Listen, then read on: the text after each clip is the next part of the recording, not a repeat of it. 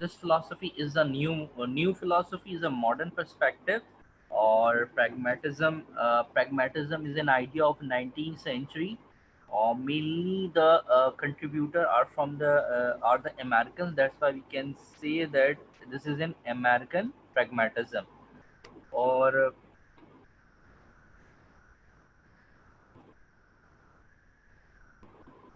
what pragmatism is, right? Pragmatism is what? Pragma means practical. Pragma means deep, utility, useful, bundle of benefit. Pragmatism, you can say that a consequences or result oriented. Those philosophy in which we can say that we learn from the practical. We learn from the experience, or this philosophy is a practical, right? यानी pragmatism क्या कहता है? Pragmatic approach of American thinkers is say that those ideas are acceptable or workable, which is in practical in use. Philosophy को practical होना चाहिए, जो हमारी day to day life को सॉल्व करे, हमारे day to day life problems को solve करे, ना कि सिर्फ थ्योरेटिकल डिबेट्स हो. तो pragma means होता है consequences, outcome, result oriented, you can say that deed or actions. So here we face many criticism over the philosopher that they are just only the thinkers, they are just doing the thought experiment and making the debate. But pragmatic philosopher believe in action, not on a theory. they do on practical. वो कहते हैं कि practical experience जो है वो ज़्यादा prior हुआ है और इम्पॉर्टेंट है, और जितने भी अनप्रैक्टिकल आइडियाज़ हैं, unpractical ideas are to be rejected, और they give priority over the practical than the theoretical. So, what pragmatism is? Pragma means deed, act, and related to the consequences.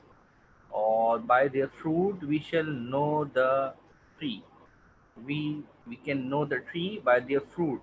यानी दरख्त अपने फल से ही पहचाना जाता है. If you want to know कि which idea is good or which idea is bad, its consequences tell you, outcomes tells you, practical consequences give you the meaning. So that's why we say that a practical approach रखो, professional हो जाओ. Practical means what? Practical means those experiences and knowledge that solve your problem, that solve your immediate problem of day to day life. जैसे कि financial problems हैं, आपके aggression and temperament control करने के लिए, रिलेशनशिप बेटर करने के लिए, लाइफ स्किल्स हैं. बहुत सारे ऐसे स्किल्स हैं जो बेसिक्स हैं, जो आपकी सर्वाइवल के साथ कनेक्टेड हैं. और in a simple way you can say that those skill set which make you adjustable according to their environment. तो हम अपनी नीड्स एंड रिक्वायरमेंट्स को देखते हैं. तो वो आइडियाज़ जो हमारी किस चीज़ की नीड्स एंड रिक्वायरमेंट, सक्सेस की, सर्वाइवल की सोसाइटी के अंदर. तो ये जो आइडिया है इसकी रूट्स चेंज है, अपने आप को चेंज करना, ग्रो करना, लर्न करना, अब रिफॉर्म्स लेकर आना, ऐसे रिफॉर्म्स लेकर आना जो किस पर बेस रखते हो, जो हमारे प्रैक्टिकल. तो ये जो फिलॉसफी है, यू कैन से दैट ये एक्शन ओरिएंटेड है, और वो भी किस पे? एक्सपेरिमेंटल ग्राउंड के ऊपर, प्रैक्टिकल एक्सपीरियंसेस के साथ साथ. और ideas are true when they solve the real life problem. तो प्रॉब्लम सॉल्विंग टेक्निक पे बात करते हैं, ठीक है. तो इसके जो कंट्रीब्यूटर हैं, तीन प्रैग्मेटिज्म में थिंकर्स हैं, सैंडर्स पियर्स है, विलियम जेम्स है, और जॉन डेवी है, और तीनों ही अमेरिकन फिलोसोफर हैं. वन बाय वन इनका कंट्रीब्यूशन देखते हैं. जैसे कि चार्ल्स सैंडर पियर्स कहते हैं कि consider what effect things have. It means the things tells you okay, whether it is good or bad. Their effect and their consequences tell us it is workable or not. Let's suppose a faith in a democracy. Man creates its own value. Democracy को जब हम apply करेंगे और फिर हम जो भी result beer करेंगे, अगर वो हमारे फेवर में है तो हम कहेंगे कि हाँ ये गुड है.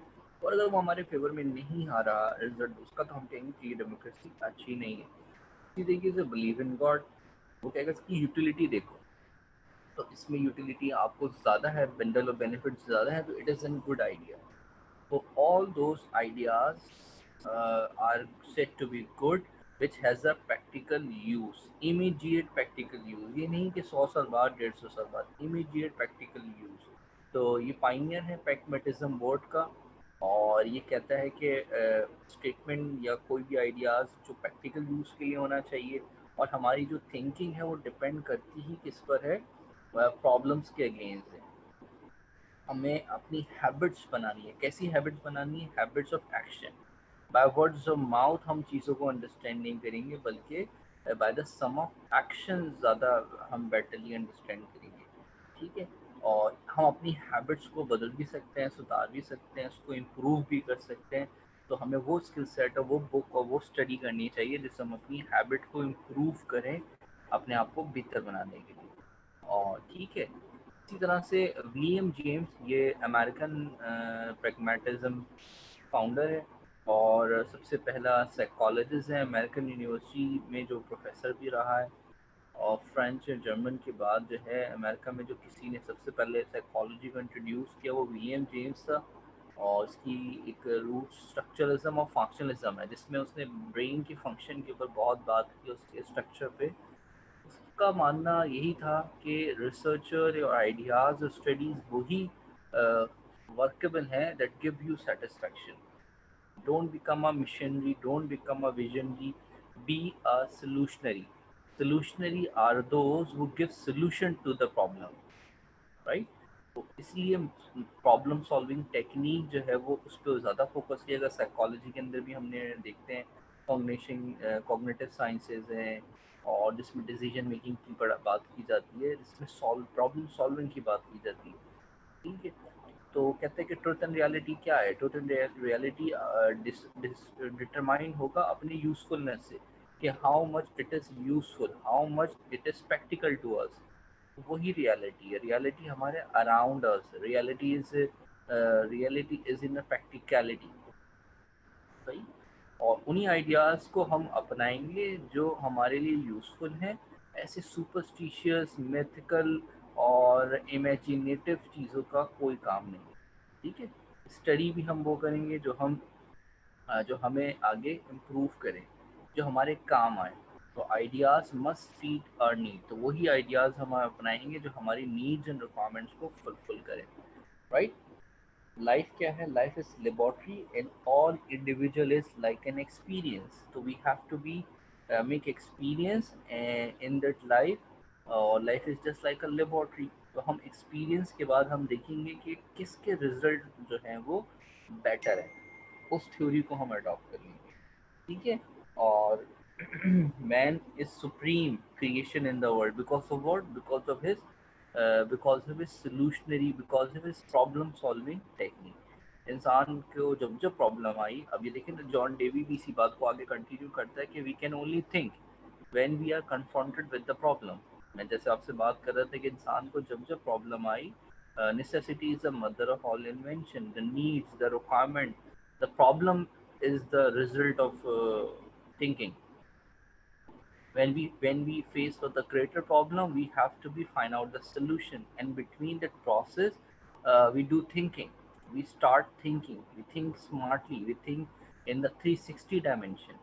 और इस तरह से नत नए आइडियाज, इनोवेशन, क्रिएटिविटी जो है वो राइज अप होती है। So all ideas and all innovative ideas are rose when we face with the problem. हमारा माइंड काम ही तब करता है कि जब हमारे सामने कोई बहुत बड़ा मसला हो और वो हमारी ज़िंदगी से जुड़ा हो। उसको जब हम हल करने के लिए सोचते हैं, तदाबीर निकालते हैं, तो हमारे पास नए नए आइडियाज़, इनोवेटिव आइडियाज़ जो है वो जहन में आते हैं। तो thinking is what? Thinking is for finding the solution. Mind का और थिंकिंग का काम क्या है? प्रॉब्लम सॉल्विंग है हमारे प्रैक्टिकल लाइफ को। ठीक है, उसको प्रोग्रेसिव बनाना है। प्रोग्रेसिव समझते हो? प्रोग्रेसिव मीन्स यानी तरक्की याफ्ता करना, इम्प्रूव करना। और वो कहता है ये जो थिंकिंग है, माइंड है, फिलोसफी है, आइडियाज़ है, these are the instrument. These are the instrument. और इंस्ट्रूमेंट्स का काम क्या होता है? इंस्ट्रूमेंट्स का काम होता है चीज़ों को करेक्ट करना, फिक्स करना। और ये किस चीज़ को फिक्स करेंगे? वो कहते हैं हमारी प्रॉब्लम को फिक्स करें। तो थिंकिंग अच्छी वही है जो हमारी प्रॉब्लम को फिक्स करे। ठीक है। जॉन डेवी की इस फिलॉसफी का सबसे ज़्यादा इन्फ्लुएंस हुआ अमेरिकन एजुकेशन सिस्टम के ऊपर, और एजुकेशन फिलॉसफी ऑफ एजुकेशन में जॉन डेवी का ये रोल है कि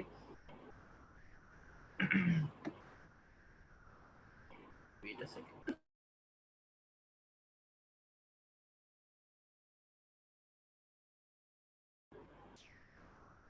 ओके, जॉन डेवी का अमेरिकन एजुकेशन सिस्टम पे ये इन्फ्लुएंस है कि एजुकेशन सिस्टम कंप्लीटली प्रैक्टिकल हो।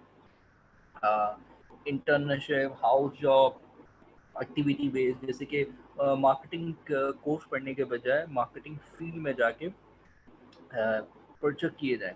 एंटरप्रेन्योरशिप को थ्योरी के तौर पे पढ़ने के बजाय एंटरप्रेन्योरशिप के छोटे छोटे से प्रोजेक्ट्स किए जाएं। इसी तरीके से एथिक्स की थ्योरीज याद करने के बजाय और अंडरस्टैंड करने के बाद आप उसको प्रैक्टिकली सोसाइटी में कंट्रीब्यूट करें। इस तरह से आपकी लर्निंग होगी, यानी लर्निंग बाय एक्टिविटी। थियोरेटिकल के बजाय प्रैक्टिकल अप्रोच ये एजुकेशन सिस्टम के अंदर इंट्रोड्यूस कराया जैन रवि ने। और वो कहता है कि एजुकेशन कैसी होनी चाहिए? प्रैग्मेटिक अप्रोच होनी चाहिए एजुकेशन में, यानी जो हमारी नॉलेज है, नॉलेज इसलिए हो कि हम अपनी लाइफ को कंट्रोल कर सकें, बेटर कर सकें, और हम अपने इर्द गिर्द के एनवायरनमेंट को इम्प्रूव भी कर सकें, कंट्रोल भी कर सकें। हमारी ज़िंदगी पे कंट्रोल हो। जैसे कि मेडिसिन, हेल्थ हो गई, हेल्थ को इम्प्रूव करने के लिए अंडरस्टैंड करें मेडिसिन को, बीएमआई को पढ़ें, माइंड को इम्प्रूव करने के लिए साइकोलॉजी को अंडरस्टैंड करें। हम वो कोर्सेज और वो स्टडीज़ करें जो हमारी डेली लाइफ में कारआमद हो, यूज़फुल हो। तो आपने देखा होगा इसी वजह से एजुकेशन सिस्टम में भी रिवाइवल आया, और फिर सेल्फ हेल्प बुक का कॉन्सेप्ट भी दुनिया में इंट्रोड्यूस हो गया 19th सेंचुरी में।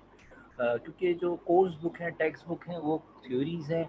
और वो थ्योरीज, जैसे अगर आप स्टीफन हॉकिंग की a brief history of time उठा के पढ़ेंगे तो आपको पता लगे कि भाई न्यूटन ने क्या कहा था, और फिर अब वो टाइम की पोजीशंस क्या है, इससे आपकी ज़िंदगी में क्या फ़र्क पड़ता है। 9 के बजाय 11 प्लैनेट हो जाए, आपकी लाइफ में क्या इफ़ेक्ट पड़ेगा। ठीक है।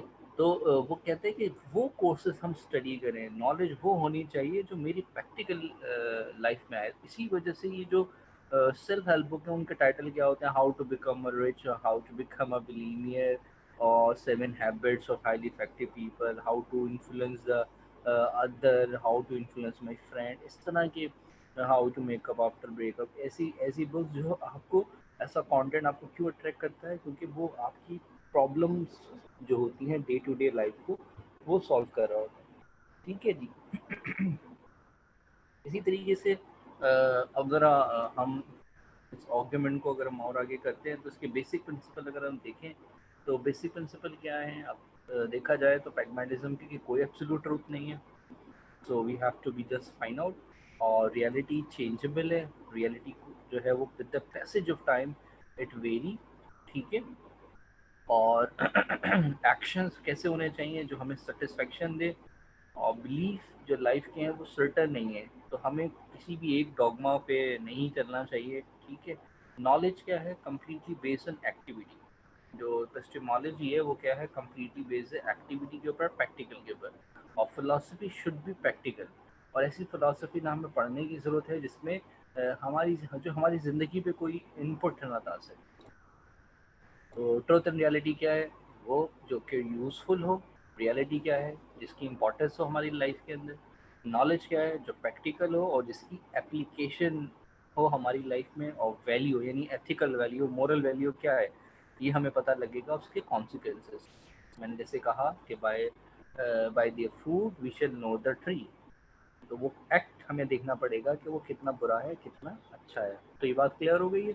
एपिस्टेमोलॉजी 3 ब्रांचेस है: metaphysics, epistemology and axiology. Right. तो एपिस्टेमोलॉजी के बारे में प्रैग्मेटिज्म क्या अप्रोच रखते हैं कि नॉलेज कैसे हासिल होती है? एक्सपीरियंस के ज़रिए, प्रैक्टिकल के ज़रिए, एक्टिविटी के ज़रिए। जितनी ज़्यादा एक्टिविटीज़ होंगी उतनी अच्छी लर्निंग होगी। इसी तरीके से जितने भी आइडियाज़ हैं वो हमें इन्वायरमेंट के साथ रिएक्ट करके, नहीं कहते कि यार ये तो थ्योरेटिकल चीज़ें हैं कॉलेज यूनिवर्सिटी की, तुम जब प्रैक्टिकल लाइफ में आओगे तो तुम्हें पता लगेगा ज़्यादा बेटर। और ऐसा है कि वो काम जब आप करते हैं, परफॉर्म करते हैं, तो आपकी लर्निंग मैनेजमेंट पढ़ने के बजाय अगर आप मैनेजमेंट करेंगे तो आपको ज़्यादा अच्छे से समझ आएगी। अगर आप यूट्यूब पे बैठ के देख रहे हो कि कार कैसे चलाते हैं, उसके बजाय आप कार में बैठ के और फिर प्रैक्टिस करते हैं, तो वो ज़्यादा बेटर अप्रोच होगी। तो हमेशा से यही है कि आप learning by doing, learning by experience, और एक्टिविटी बेस्ड जो होती है, एक्शन ओरिएंटेड जो लर्निंग होती है, वो ज़्यादा इफेक्टफुल होती है। मेटाफिजिक्स की बात करें कि रियलिटी जो है वो इंट्रैक्शन का नाम है। इंडिविजुअल जिस एनवायरनमेंट के साथ रिलेट करता है, एक्सपीरियंस करता है, तो वही उसके लिए रियलिटी है। यानी truth and reality is relative. Relative का मतलब क्या होता है, अभी हम क्लिक करते हैं। देखो, truth and reality real world के लिए, everything is relative. Relative means man is the measure of all things. The truth is, whatever the truth is holding for you is not truth for me. Person to person, place to place, culture to culture, it vary. Truth vary करता है। और reality is in a progressive nature. जो हकीकत है, reality है, वो बदलती जा रही है। 18th सेंचुरी की रियलिटी, 19th सेंचुरी की, 20th सेंचुरी, 21st सेंचुरी की रियलिटी, वो इवॉल्व हो रही है, प्रोग्रेसिव होती जा रही है। So ideas are true only when they solve the real life problem. Man is a measure of all things. Truth is dependent on his workability. ठीक है। Truth is known by its result, right? अच्छा, what is knowledge? अभी मैंने आपको बताया, knowledge which is workable. Absolute knowledge possible नहीं है। Principles हम सब कुछ सीख नहीं सकते, तो हम फिर क्या सीखें? वही नॉलेज जो हमारे लिए प्रैक्टिकल हो, जो हमारे प्रॉब्लम्स को सॉल्व करे। तो इसीलिए हमारे पास दो स्किल्स आज के ज़माने में हाई टॉप ऑर्डर आते हैं। एक क्रिटिकल थिंकिंग और दूसरा प्रॉब्लम सॉल्विंग, कि ये दोनों हमारी प्रैक्टिकल लाइफ से बहुत ज़्यादा ही फ्रूटफुल हैं। इसी तरीके से हम वैल्यू की बात करें, ये मोरल वैल्यू, एस्थेटिक वैल्यू, तो वो उसकी यूज़ से पता लगेगा कि विच आर्ट इज़ गुड। और it concern with the present and immediate future, it focus on individual growth और it improve for life, right.